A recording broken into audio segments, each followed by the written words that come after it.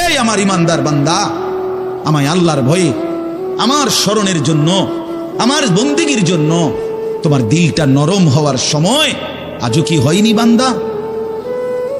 365 দিনে খোদার একটা বছরে যে কোনো দিন ফজরের নামাজ পড়লা না যুবক, তোমারে যেন আল্লাহ ডেকে বলে, হায় বান্দা, তাহলে কি আর কোনো দিন নামাজ পড়বা না?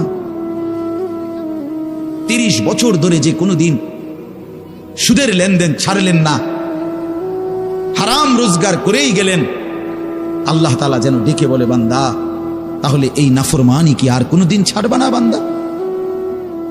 সিদ্ধান্ত নিয়ে ফেলছো তাইলে আজীবন সুদের উপরেই থাকবা, আজীবন মিথ্যার উপরেই থাকবা, তাহলে কি বান্দা এই ফয়সালা নিয়ে ফেলছো?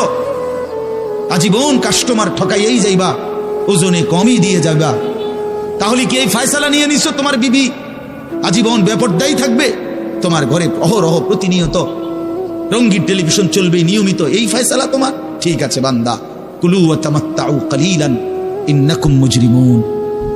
কোরআন শরীফের আয়াত। আল্লাহ বলছেন, নাফরমান বান্দা, খাও, দুনিয়া ভোগ করো কিছুক্ষণের জন্য, শুধু মনে রেখো ইন্নাকুম মুজরিমুন, তুমি কিন্তু পাপী। এই কথাটা শুধু মনে রাখো, বাকিটা পরে হইব, ভাত খাও। হ্যাঁ হ্যাঁ, কোরআন শরীফের আয়াত এটা।